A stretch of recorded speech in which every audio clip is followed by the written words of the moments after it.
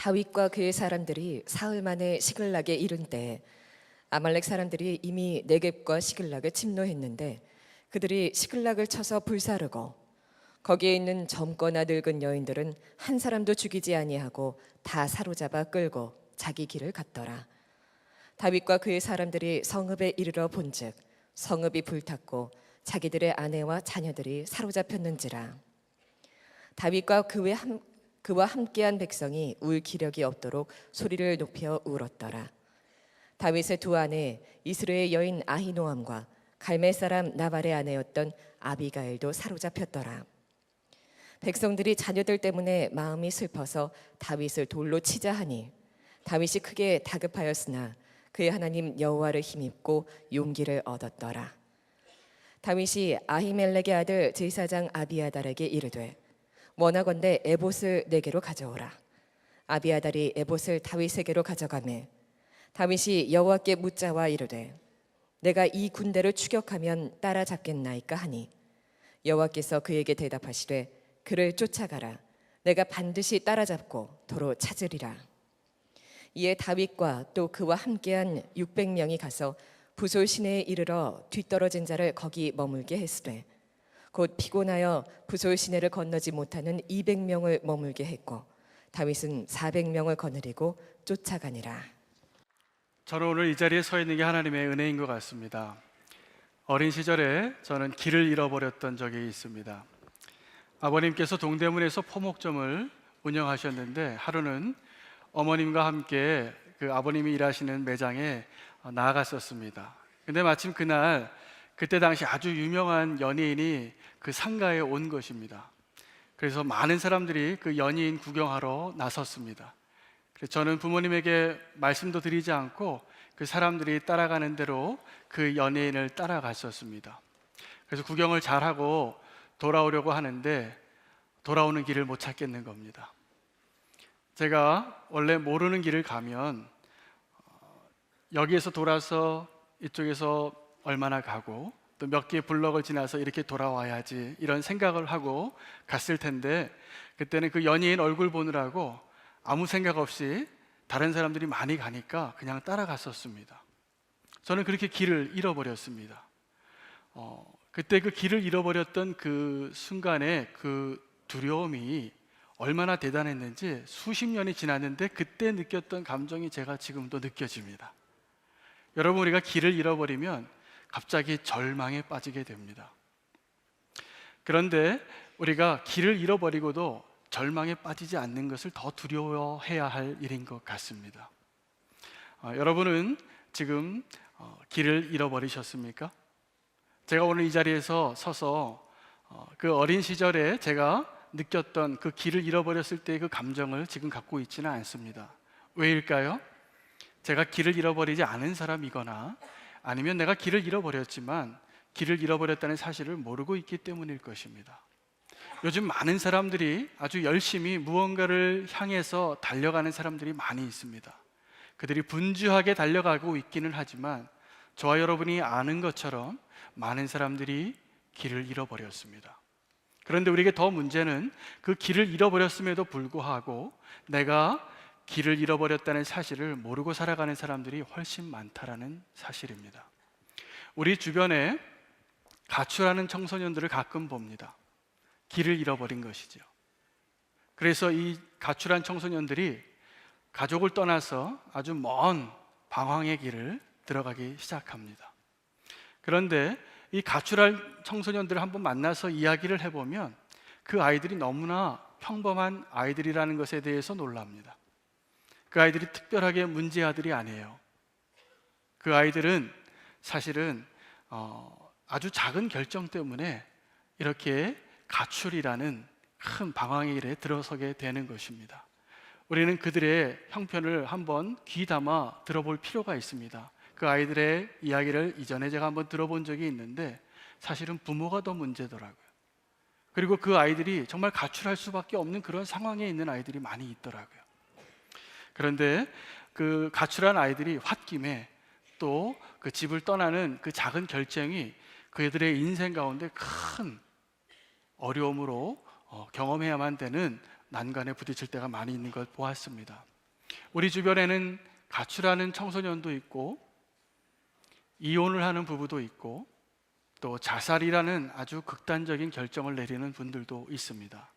이 사람들이 다 길을 잃어버린 사람들일 겁니다.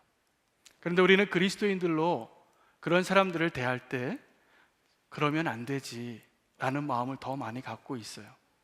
그런데 그들을 어떻게 더 이해하고 도와줄 수 있을까에 대해서는 별로 관심이 없을 때가 많이 있습니다. 그러나 여러분, 우리가 꼭 알아야 될 것은 하나님은 길을 잃어버린 사람들에게 더 많은 관심이 있으시다는 사실입니다. 우리는 길을 잃어버리지 않은 것처럼 살아가고 있지만 사실은 길을 잃어버린 자를 향하여 찾아 나서는 하나님을 우리가 알아야 할 필요가 있습니다. 그들은 갈 곳이 없어서 막다른 골목에서 어쩔 수 없는 결정을 내립니다. 그 사람들이 정말 그런 막다른 골목에서 내리는 결정들이 그런데 최선의 결정이 아닐 때가 너무나 많이 있습니다. 주변을 보니까 그런 사람들이 서 있는 환경 가운데 유혹이 얼마나 많은지 모릅니다. 이렇게 길을 잃어버리는 사람들이 우리 주변에 많이 있습니다. 멀리 가지 않아도 제 인생을 한번 되돌아봐도 제가 이렇게 길을 잃어버리고 방황하고 아버지의 품을 떠났던 적이 많이 있었습니다. 그러므로 우리가 하나님께 인도함을 잘 받는 것이 너무나 중요합니다. 환경의 어려움이나 유혹 때문에 우리가 길을 잃기도 하지만 사실은 더 많은 경우에 우리가 하나님께 묻지 않고 하나님의 뜻을 몰라서 내가 내린 결정 때문에 길을 잃어버리는 경우가 훨씬 많습니다. 어떤 청년들이 가끔 저에게 진로를 상담하러 찾아옵니다. 또 어떤 성도님들은 많은 고민을 가지고 기도 제목을 가지고 저에게 찾아옵니다. 그때가 인생의 선배로서 또 목회자로서 무언가는 대답을 해 주어야 하는 그 고민의 시기이기도 합니다. 그런데 제가 고백하는 것은 제가 너무나 많은 경우에 또 제가 사랑하는 사람일수록 제가 나의 경험과 나의 판단에 근거해서 거의 처세술 수준의 좋은 대답을 이렇게 하는 게 더 너에게 유리해, 그러니까 이렇게 하는 게 더 나아, 아니면 성도님에게 이렇게 하시는 게 훨씬 유익이세요, 이런 대답을 해왔던 것을 발견했습니다. 저는 오늘 이 설교를 준비하면서 당신도 혹시 길을 잃지 않았습니까? 이 말씀을 준비하는데 저의 그 모습을 회개하지 않을 수가 없었습니다. 왜냐하면 그것은 하나님께로부터 온 대답이 아니었기 때문입니다. 우리는 길을 잘 모르고 가는 사람들입니다. 제가 어제 저녁에 지방에서 올라오느라고 서울역에 늦게 도착해서 서울역에서 택시를 타고 집으로 돌아왔습니다. 그런데 그 택시 운전하시는 분과 대화를 하다 보니까 이분이 운전을 하신 지 얼마 되지 않으신 분이에요. 제가 어디를 가자고 했더니 그 길을 모르시고 요즘은 내비게이션이 있어서 너무 좋아요, 그러면서 이렇게 찍으시더라고요. 그분에게 하루에 얼마나 운전을 하시는지, 얼마나 힘드신지 여쭤봤어요. 그랬더니 그분이 하루에 한 반 정도는 손님을 태우고 가고 반 정도는 손님을 찾으러 다닌답니다. 그래서 하루 종일 운전을 하시니까 얼마나 피곤하세요? 이렇게 여쭤봤더니 이분의 대답이 아유, 그래도 목적지가 있을 때는 하나도 안 피곤해요, 이러시는 거예요. 여러분, 우리가 우리의 인생의 목적을 가지고 달려갈 때는 아무리 힘들어도 사실 힘든 줄을 모릅니다. 우리는 목적지가 있는데도 때로는 그 길을 벗어나 많은 길을 돌아서 가야만 하는 방황하는 사람들입니다. 하나님께서 아브라함을 부르실 때 아브라함의 목적지가 있으셨어요. 그런데 아브라함에게 그 목적지를 알려주지 않으시고 내 본토 친척 아비의 집을 떠나 거기서 내가 너에게 지시할 곳으로 가라라고 말씀하셨습니다.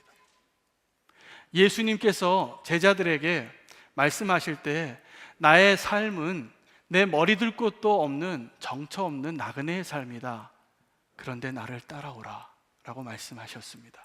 그리고 예수님께서 길이 되어주셨습니다. 우리는 우리에게 길이 되시는 예수 그리스도를 아는데도 너무나 많은 경우에 내가 원하는 대로 살아가는, 너무나 쉽게 길을 잃어버린 어린 양과 같은 모습일 때가 많이 있습니다. 혹시 당신도 길을 잃어버리지 않았습니까? 이 제목을 여러분에게 이 자리에서 한번 드리고 싶어요. 여러분 이 질문에 답을 하신다면 어떻게 대답하시겠습니까? 아마 두 종류로 나눠지실 것 같아요. 어떤 분은 나는 아닙니다. 나는 길을 잃어버리지 않고 있고 목적지를 알고 있고 그렇게 걸어가고 있습니다 라고 대답하실 분이 분명히 있으실 것 같아요. 또 한편에는 네, 맞습니다. 내가 길을 잃었습니다. 내가 그 길을 좀 찾고 싶은데 좀 도와주세요 라는 심정으로 앉아 계시는 분이 계실 겁니다. 그런데 우리는 본질적으로 누구를 막론하고 우리는 다 길을 잃은 사람들입니다. 왜냐하면 우리는 아버지를 떠난 죄인들이었기 때문에 그렇습니다. 그러므로 우리는 어딘가에서부터 우리가 길을 잃기 시작했기 때문에 그 길을 잃어버렸던 그곳으로 다시 돌아가 나의 길을 찾을 필요가 있습니다. 하나님께서 오늘 이 예배 가운데 이 말씀을 통하여 저와 여러분에게 그 은혜를 허락하시기를 원합니다. 다윗이 이미 10년이라는 세월을 광야에서 보냈습니다. 적지 않은 시간이었습니다. 그 기간 동안 많은 고난을 겪으면서 결과적으로 다윗의 신앙이 굉장히 성숙해져 갑니다. 그러나 그 과정은 굉장히 험난했습니다. 산전수전을 다 겪었던 다윗이 그런데 어느 날 이런 생각을 하게 돼요. 내가 언젠가는 사울의 손에 잡히고 말지. 내가 언젠가는 사울의 손에 잡히고 말지. 사무엘상 27장 1절을 보시면 다윗이 그 마음에 생각하기를 내가 후일에는 사울의 손에 붙잡히리니 블레셋 사람의 땅으로 피하여 들어가는 것이 좋으리로다. 사울이 이스라엘 온 영토 내에서 나를 다시 찾다가 단념하리니 내가 그의 손에서 벗어나리라. 다윗은 블레셋으로 들어가는 것이 너무나 좋은 생각이라고 생각했었던 것 같습니다. 그러나 이것이 문제의 시작이었습니다. 다윗은 그때는 몰랐는데 나중에 보니까 여기에서 길을 잃어버렸어요. 그렇게 미치광이 사울에게 쫓기느니 차라리 이스라엘을 떠나서 블레셋으로 들어가는 것이 낫겠다. 내가 내 조국 땅에서 현상 수배범처럼 계속 쫓기는 삶을 더 이상 살기는 싫다. 그래서 적국의 나라로 들어가기로 결정한 것입니다. 그렇게 다윗이 이제 블레셋으로 들어가서 가드 왕 마옥의 아들 아기스의 수하에 들어가서 아기스의 신복이 됩니다. 이스라엘의 기름 부음 받은 왕, 사울은 천천히요, 다윗은 만만히요라고 칭송받던 이스라엘의 영웅, 그가 이제 적군의 장수가 됐습니다. 요즘은 직장을 옮기거나 학교를 편입하거나 또 나라의 국적을 바꾸는 일도 흔히 볼 수 있는 시대가 돼버렸습니다. 지난 2014년 소치 올림픽 때 안현수 선수 아시죠? 네, 이 안현수 선수가 대한민국 국가대표가 아니라 러시아 국가대표로 올림픽에 참가했습니다. 이 선수가 메달을 몇 개 땄냐 하면 금메달 3개, 동메달 1개를 땄습니다. 이 숫자는 한국 국가대표 전체가 딴 숫자를 안현수 선수 혼자 딴 거예요. 그래서 이 안현수 선수는 러시아의 영웅이 됐습니다. 그리고 그 중계 방송을 다 들으면서 우리나라 국민들도 함께 기뻐하면서 박수를 쳐주었습니다. 여러분도 그러셨죠? 네, 그런데 이 다윗의 망명은 이것과 성격이 좀 다른 것입니다. 마치 간첩이 한 나라를 버리고 다른 나라에 들어간 것과 같은 것입니다. 그래서 이스라엘을 버리고 이제 적국이었던 블레셋의 사람이 된 것입니다. 장래의 이스라엘의 왕이 될 사람이 어떻게 다른 나라의 신복이 되었을까요? 이제 다윗의 숙제가 하나 남았는데 다윗이 이제 블레셋에서 내가 이제 어떻게 살아야 할까, 이 고민이 생겼습니다. 여러분, 이 고민은 저와 여러분이 이 세상에서 그리스도인으로 살아갈 때 하는 고민과 아주 비슷합니다. 그리스도인으로서 이 땅에서 살아갈 때 여러분 어떻게 고민하고 살아가고 계신가요? 세상에서는 세상의 법으로, 또 교회에서는 교회의 법으로 싹 나누어서 살아가면 편하죠. 그런데 어떤 분들은 이 세상에서 거룩하게 살기를 원하기 때문에 이 세상의 더러운 곳에 손대기 싫어서 산으로 올라가시는 분들도 있으십니다. 그런데 우리 그리스도인은 이 세상에 하나님께 보냄받은 사람들입니다. 우리가 이 세상에 살지만 이 세상에 속하지 않고 이 세상에 하나님의 나라의 사명을 가지고 선교적인 사명으로 살아가야 할 사람들입니다. 오늘 본문에서 다윗은 이러한 모습을 보여주지 못했습니다. 다윗의 모습이, 블레셋에서 살아가고 있는 이 다윗의 모습이 위태로워 보여요. 그런데 다윗의 상황과 여건이 위태로운 것이 아니라 다윗이 하고 있는 말과 행동과 처신이 위태로워 보입니다. 어느 날 아기스 왕이 다윗에게 이렇게 물어봅니다. 내가 오늘 어디를 침공하고 왔느냐라고 물어봅니다. 사실 다윗이 침략하고 온 사람들은 아말렉 사람, 또 그술 사람, 기르스 사람이었습니다. 그런데 이 다윗이 아기스 왕에게 대답할 때는 이렇게 대답을 합니다. 내가 유다 네겝, 여라무엘 네겝, 겐 사람의 네겝을 침략하고 왔다라고. 이 말이 무엇을 의미하냐 하면 사실은 아말렉 사람들과 그 지역의 나그네들을 침략해 놓고 아기스 왕에게 대답할 때는 내가 내 동족 유다 사람들을 침략하고 왔습니다 라고 대답을 하는 거예요. 그 장소가 일어났던 것이 그곳이었기 때문입니다. 다윗의 놀라운 순발력과 임기응변에 우리는 감탄할 수 있습니다. 다윗의 이 탁월한 대답은 아기스의 신임을 얻기에 충분해졌습니다. 그래서 이제 아기스는 다윗이 영원히 내 부하가 되리라고 철석같이 믿게 됩니다. 다윗은 그때 자신의 이 효과적인 대답과 탁월한 처세술로 하나님께서 나를 더 안전한 곳으로 인도하고 계시는구나 라고 생각했었을 것입니다. 다윗은 그런 생각을 가지고 이 시글락에서 1년 4개월을 보냅니다. 여러분, 우리 모두에게 이 다윗의 시글락이 있습니다. 어떤 사람은 이 다윗의 시글락이 1년 4개월이 아니라 1년으로, 5년으로, 10년으로, 20년, 30년 되시는 분들도 있습니다. 그 시글락에서 이제 다윗이 이제 벗어나야 되는데 계속 그 자리에 머물러 있는 것입니다. 처세술로 인정을 받고 있던 이 다윗이 그 안락한 삶을 살다가 위기를 경험합니다. 이 아기스 왕이 너무나 다윗을 믿어줬기 때문입니다. 다윗이 블레셋에 와 있긴 하지만 사실은 그가 유다를 배반한 게 아니거든요.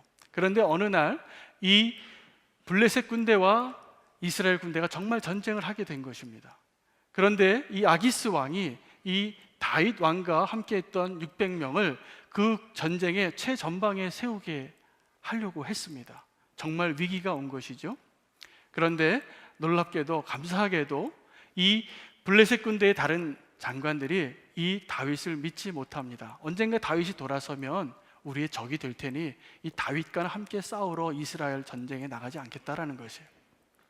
그래서 그 천만다행으로 다윗이 이제 이스라엘 군대와 싸우지 않고 돌아오게 됩니다.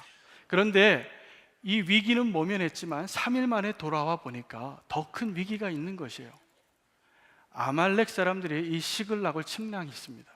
그래서 이 시글락, 그때 다윗이 살던 이 고향에 모든 집들을 다 불태우고 남녀노소를, 가축을 막론하고 다 산채로 끌고 갔습니다. 이 소식을 듣고 이스라엘 사람들이 소리 높여 울었다고 이렇게 표현해요. 울다가 더 울 기력이 없을 때 이스라엘 백성들이 돌을 들읍니다.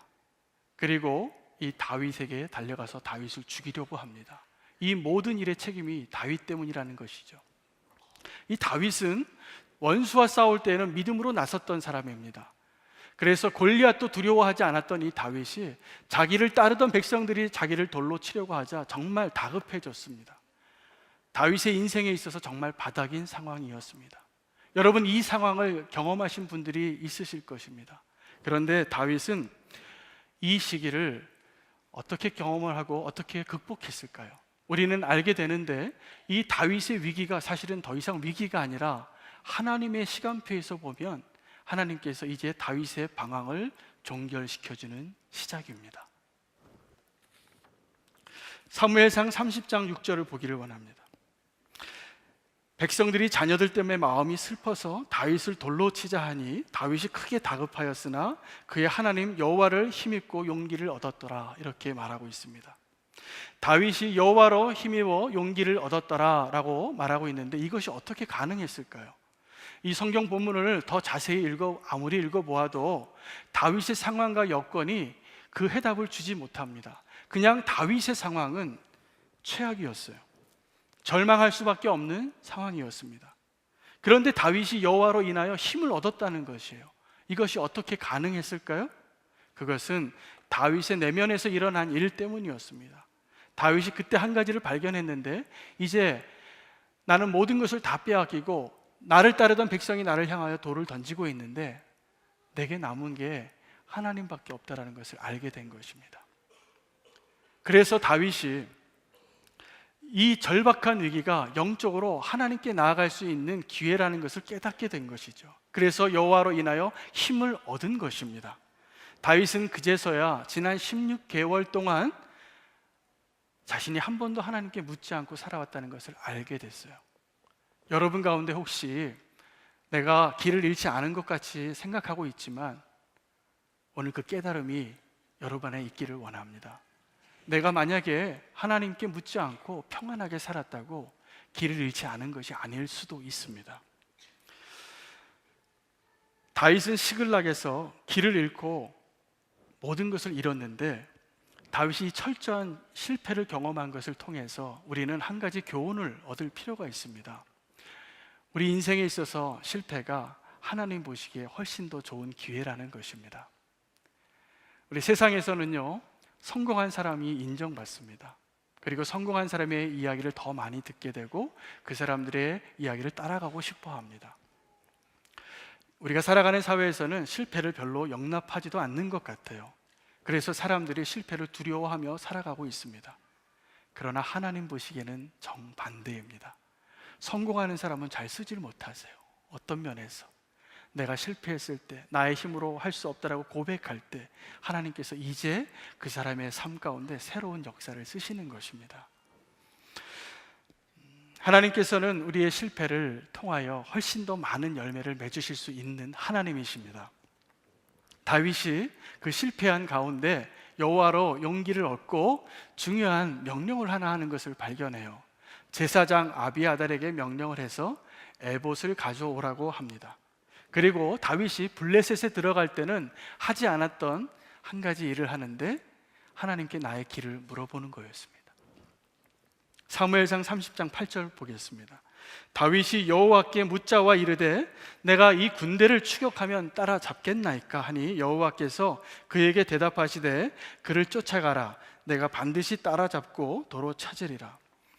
다윗이 하나님께 하나님, 내가 저 아말렉 군대를 쫓아갈까요? 라고 물어보고 있는 장면인데, 여러분, 이 질문이 바로 전까지 자기 백성이 자기를 죽이려고 돌을 치려고 했던, 돌에 맞아 죽을 뻔했던 지도자가 할 수 있는 질문이 맞습니까?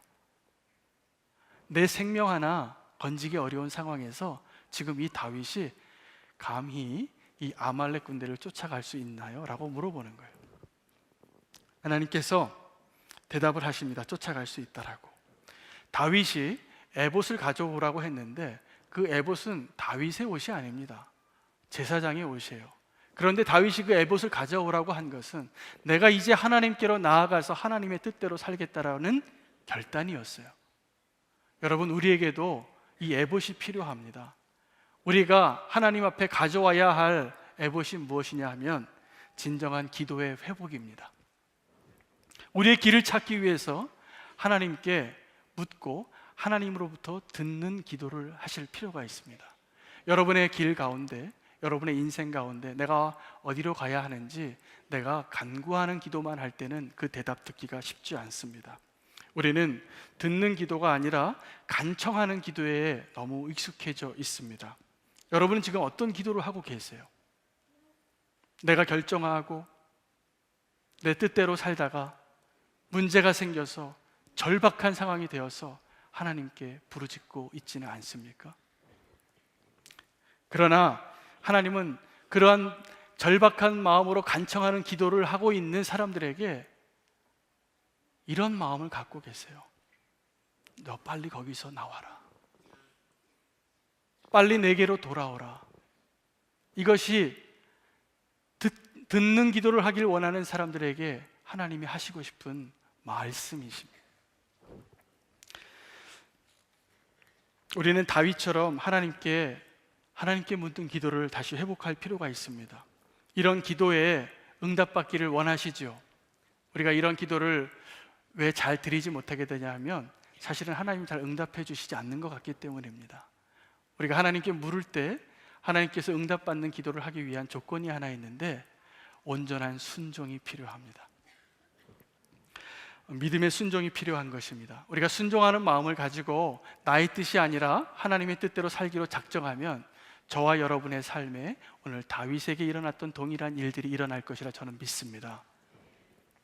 2013년 11월 8일에 필리핀의 타클로반이라는 지역에 역사상 측정되어진 태풍 가운데 가장 큰 태풍이 그 지역을 강타했습니다. 그 지역 주민이 22만 명이었는데 6천 명이 사망했고 2천 명이 실종됐습니다. 비공식적인 통계로는 12,000명이 죽었다고 이렇게 보고가 되고 있습니다. 지난 12월에 저희 교회 재난구호팀이 그래서 태풍이 있었던 만 한 달이 지난 후에 이 타클로반 지역에 찾아가서 구제 활동을 같이 도왔습니다. 저희 팀이 그 지역에 갔는데 저도 그 팀과 함께 갔습니다. 가서 저희가 보고 온 그 현장은 정말 처참한 모습 그대로였습니다. 그 태풍이 얼만큼 강력했는지 수천 톤에 해당하는 화물선이 있었는데 그 화물선 한 대여섯 척이 해안선에서 수백 미터가 밀려와서 이쪽 언덕배기에 걸쳐 있는 거예요. 정말 대단한 강도의 태풍이었던 것 같습니다. 모든 집들이 파손되고 길이 파괴되고 집이 또 논밭이 다 파괴되고 그들이 살 수 있는 모든 터전을 다 빼앗겼습니다. 제가 그것에서 본 것은 이 사람들은 길을 잃어버린 게 아니라 정말 모든 것을 잃어버린 사람들이구나 라는 느낌이었어요. 그런데 그 사람들의 표정을 봤을 때 저는 소망을 느낄 수 있었습니다. 필리핀 사람들이 굉장히 낙천적이더라고요. 제가 이 폐허가 다 된 이 타클로반 지역을 가면서 제 눈에 들어온 하나의 표가 있었습니다. 이렇게 현수막을 걸어놨는데 일어나라 타클로반 이렇게 써 있는 거였습니다. 그 현지 사역을 하는데 저희를 인솔해주고 그 현지 사역의 리더격인 한 여자 선교사님이 계셨습니다. 자랑스럽게 한국인 선교사로서는 드물게 국제회의에 가서 리더 역할도 하시고 침착하고 차분하지만 하나님이 함께하고 계시는 것을 느껴지게 하는 귀한 선교사님이셨습니다. 그 선교사님이 이제 저희를 잘 인도하고 저희 사역을 다 마치고 마지막 날 숙소에서 돌아오는데 이제 떠나는 날이 됐는데 그때 정전이 됐어요. 그래서 아침에 새벽에 짐을 제대로 싸지도 못하고 막 허겁지겁 내려오는데 이 선교사님으로부터 책을 한 권 선물을 받았습니다. 그 책 제목이 가장 낮은 곳에 피는 꽃이라는 책이었어요. 그 책은 이 김숙향 선교사님의 사역과 인생을 소개한 자서전과 같은 책이었습니다. 제가 그 책을 오는 길에 비행기에서 읽기 시작했는데 그 책을 놓지를 못했습니다. 하나님께서 포기할 수밖에 없었던 한 선교사의 삶을 바꾸셔서 새로운 역사를 쓰고 계셨습니다. 이 김숙향 선교사님이 부유한 집안에서 태어나셨습니다. 그런데 아버님이 사업을 하시던 분인데 사업을 하시다 망하셨어요. 그래서 그 어려운 때 오빠가 있었던 필리핀에 방문하게 됩니다. 그 필리핀에 잠깐 머무는 동안에 김숙향 선교사님이 한 남자한테 프로포즈를 받아요. 그런데 이 남자가 한국 사람이 아니라 필리핀 남자인 겁니다. 거기다가 이 남자가 이 김숙향 선교사님보다 15살이나 많은.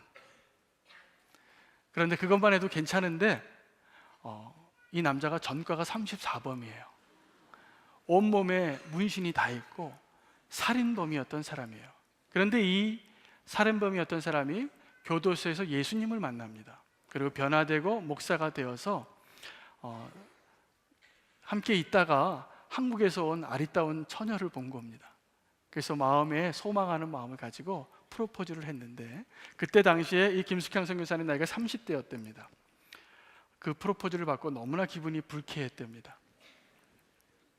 그런데 기도를 하는데 하나님께서 이 남자에 대한 마음을 계속 주는 거예요.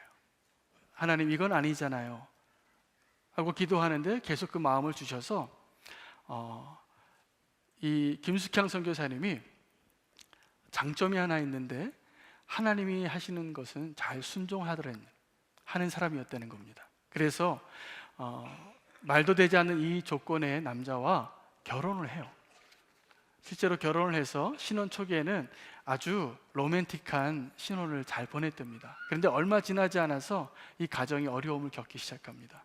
왜냐하면 이 남편은 조폭 두목이었는데 싸움만 잘했지 아내를 어떻게 사랑해야 되는지, 자녀를 어떻게 양육해야 되는지, 가정 경제를 어떻게 꾸려야 되는지 하나도 몰랐던 거예요. 그래서 이 두 분이 필리핀의 톤도라는 지역의 쓰레기 마을에서 사역을 했는데 거의 그 쓰레기 마을에 사는 사람들하고 똑같은 수준이 돼버립니다. 이 선교사님이 어디서부터 잘못된 거지?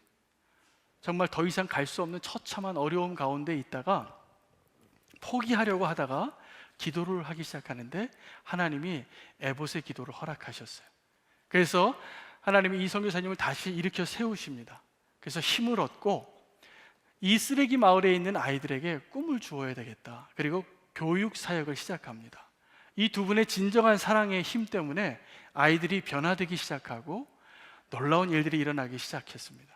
그래서 이 쓰레기 마을에 있는 아이들이 미국의 명문대를 가기 시작하는 거예요. 그래서 억대의 연봉을 받을 수 있는 사람들이 되는데 이 아이들이 자기의 유익을 위해서 성공을 위해서 살아가는 것이 아니라 그것을 포기하고 이 톤도 지역에 와서 선생님이 됩니다. 그리고 아름다운 사역을 일구기 시작해요. 그 톤도 지역에 있는 쓰레기 마을에 있는 교육받고 있는 아이들에게 물어보면 너 이 다음에 커서 뭐가 되겠니? 되고 싶니? 라고 물어보면 이 아이들이 나는 세상에서 가장 훌륭한 요리사가 되고 싶어요. 이렇게 대답을 한답니다. 꿈이 있는 거죠. 그런데 그 다음 대답이 더 감동을 줍니다.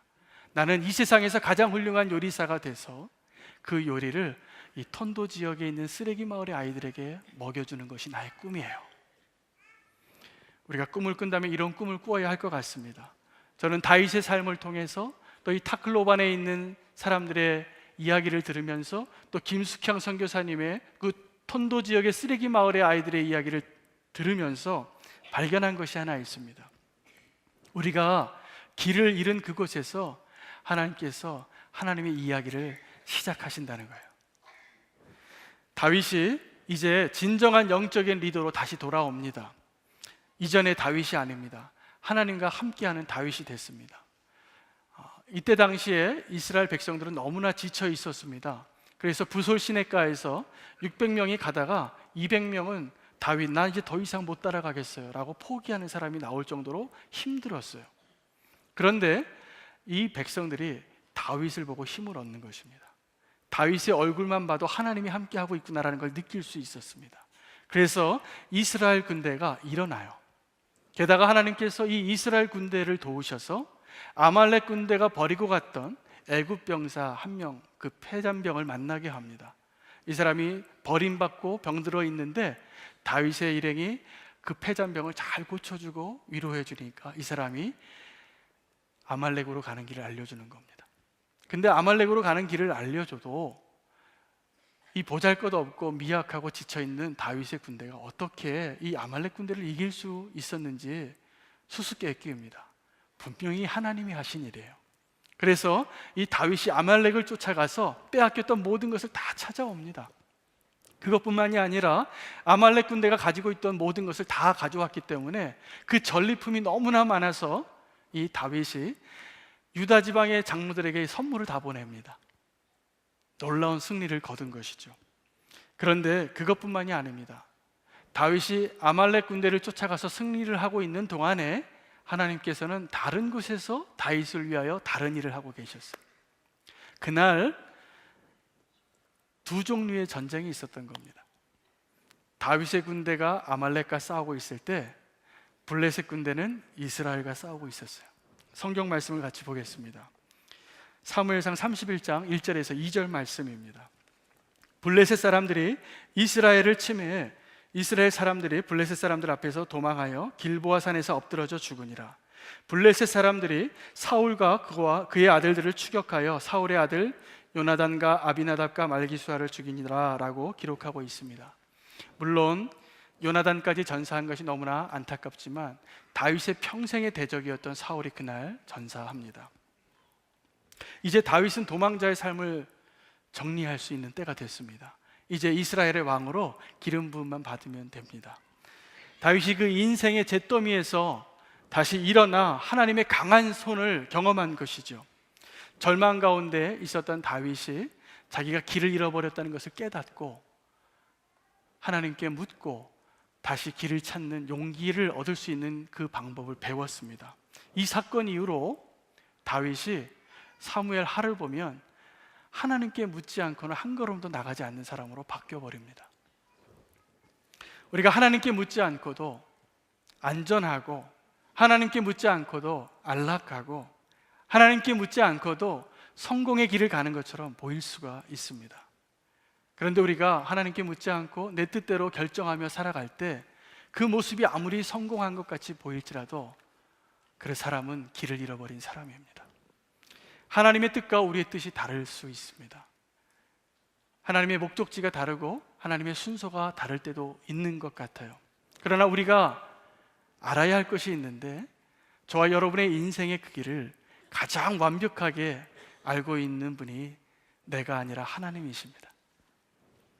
그러므로 우리는 하나님께 인도함 받는 삶을 사는 것이 너무나 중요합니다. 하나님께 인도함 받는 삶을 살기 위해서는 온전한 순종이 필요해요. 이 온전한 순종을 우리가 소유하기 위해서는 하나님에 대한 온전한 신뢰가 필요합니다. 우리가 하나님을 위해서 무엇을 하는 것이 더 중요한가 이렇게 생각할 때가 있습니다. 그러나 그것보다 더 중요한 것이 있는데, 하나님께서 우리 인생에 지금 어떤 일을 하고 있는가예요. 하나님께서 저와 여러분의 삶을 인도하시면 목적지에 도달할 것입니다. 어린 시절 길을 잃어서 저는 절망의 눈물을 흘려봤습니다. 정말 두렵더라고요. 그런데 얼마 되지 않아서 저는 그 절망의 눈물이 감격의 기쁨으로 바뀌었습니다. 부모님을 만났거든요. 제가 그때 부모님을 만나지 않았다면 이 자리에 못 섰을지도 모르겠습니다. 고아가 됐거나 제 인생의 길이 완전히 달라졌을지도 모르겠어요. 여러분 혹시 길을 잃고 방황하고 계시고 포기하고 싶으신 분이 있을지 모르겠습니다. 그런데 그때가 하나님이 새롭게 일을 하실 때라는 것을 믿으시면 좋겠습니다. 포기하지 마세요. 하나님이 새 길을 여실 것이라고 믿습니다. 우리가 가야 할 곳이 있습니다. 그것은 아버지의 품이에요. 오늘 우리가 예배를 드리게 되는데, 이 예배는 바로 그 하나님께로 나아가는 거룩하게 구별되어진 시간입니다. 오늘 우리가 성찬을 하게 되는데, 이 성찬은 우리와 함께 하기를 원하시는, 우리에게 찾아오신 예수님께서 우리를 끝까지 사랑하셔서 우리 안에 거하고 싶으셔서 우리에게 명령하신, 나를 기념하라고 명령하신 놀라운 축복의 자리입니다. 오늘 이 시간에 함께 통성으로 기도하겠습니다.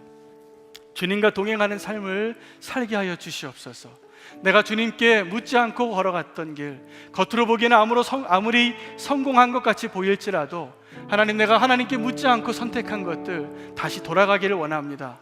하나님, 내가 이제 그 시글락에서의 16개월을 정리하고 하나님께로 다시 돌아가서 그곳에서 시작하기를 원합니다. 주님, 나의 길을 인도하여 주시옵소서. 주여 외치고 함께 통성으로 기도하겠습니다. 아버지 하나님, 주님